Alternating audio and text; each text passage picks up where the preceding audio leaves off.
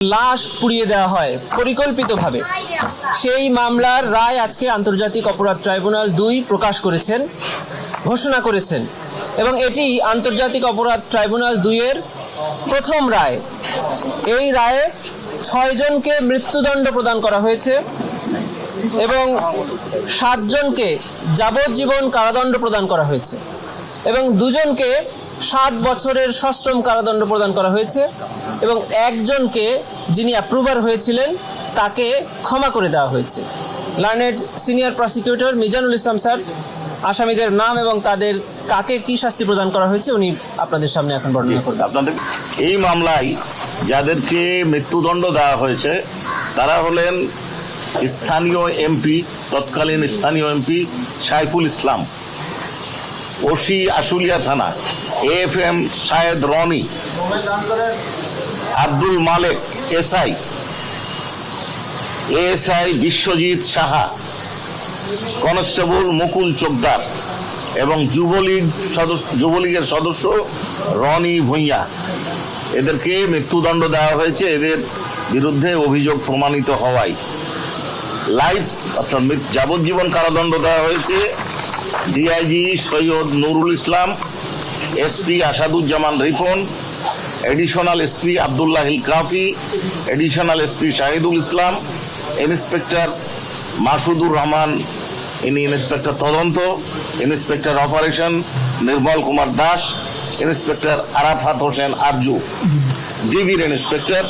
7 বছরের কারাদণ্ড দেওয়া হয়েছে SI আরাফাত উদ্দিন, ASI কামরুল হাসানকে। আর অ্যাপ্রুভার 23 নম্বর সাক্ষী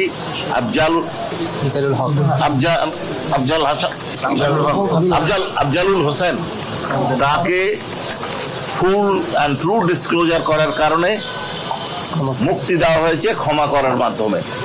এই ট্রাইব্যুনাল, আমার লার্নেড ব্রাদার বলেছেন যে এই ট্রাইব্যুনালে আজকে একটা প্রথম রায় হলো।